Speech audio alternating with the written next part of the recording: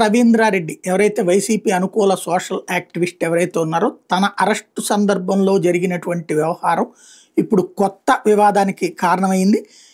High court రాష్ట్ర ప్రభుత్వాన్ని తీవ్రంగా తప్పుబట్టినటువంటి అంశం ఇప్పుడు సంచలనం సృష్టిస్తుంది. అంటే పోలీస్ శాఖనంటే ప్రభుత్వాన్ని అన్నట్టే కదా, మాకే అబద్ధాలు చెప్తారా, కోర్టు ముందు ఉంచినటువంటి అఫిడవిట్లన్నీ తప్పుడువే, దీని మీద వివరణ ఇవ్వండి, ఈ మొత్తం వ్యవహారంలో తుది విచారణ జరుపుతాం, అప్పుడు అన్నీ తెలుస్తామంటే హైకోర్టు ధర్మాసనం రాష్ట్ర పోలీసుల మీద ఆగ్రహం వ్యక్తం చేసింది.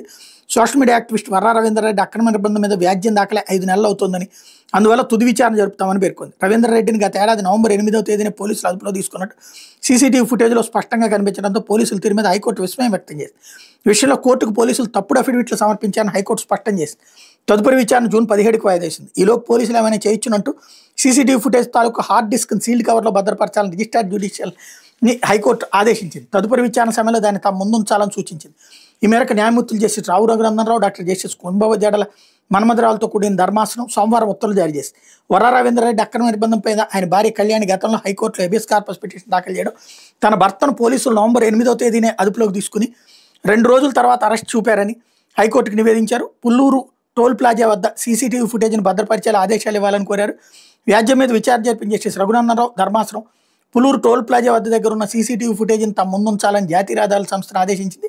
ఈ మేరకు సీసీటీవీ ఫుటేజ్ను కోర్టు ముందుంచారు. అందులో ఎవరెవరున్నారో పరిశీలించి ఆ వివరాలు తెలపాలని కళ్యాణి తరపు న్యాయవాదులు, పోలీసుల తరపు న్యాయవాదులు ధర్మాసనం ఆదేశించింది. తాజాగా ఈ వ్యాజ్యం సోమవారం మరోసారి విచారణకు వచ్చింది. కళ్యాణి న్యాయవాది పిఆర్ రెడ్డి కొవ్వూరి వాదనలు వినిపిస్తూ రవీందర్ రెడ్డిని పోలీసులు అక్రమంగా నిర్బంధించారని తెలిపారు. ధర్మాసనం ఆదేశాల మేరకు ఇటీవల తమ హైకోర్టు రిజిస్టర్ జ్యుడిషియల్ సమక్షంలో సీసీటీవీ ఫుటేజ్ని పరిశీలించామన్నారు. ఇందుకు సంబంధించిన నివేదికను సీసీటీవీ ఫుటేజ్ హార్డ్ డిస్క్ని కోర్టుకు సమర్పించామని చెప్పారు. గత ఏడాది నవంబర్ 8న పుల్లూరు టోల్ ప్లాజా దగ్గర రవీంద్రారెడ్డి మరో 2 పోలీసులు అదుపులో తీసుకున్నట్టు చాలా స్పష్టంగా ఉందన్నారు. పోలీసులు మాత్రం 11 అరెస్ట్ చూపారన్నారు. పోలీసుల తరపున ప్రభుత్వ సహాయ న్యాయవాది వాదిస్తూ సీసీటీవీ ఫుటేజ్ పరిశీలన కోసం పోలీసుల తరపున తాను హాజరైనని చెప్పారు. ఫుటేజ్కి సంబంధించిన పూర్తి వివరాలను పోలీసులతో మాట్లాడిన తర్వాత కోర్టు ముందు ఉంచుతానని చెప్పారు. ఇందుకు కొంత సమయం ఇవ్వాలని కోరారు. వేసవి సెలవుల తర్వాత విచారణ జరపాలని కోరారు.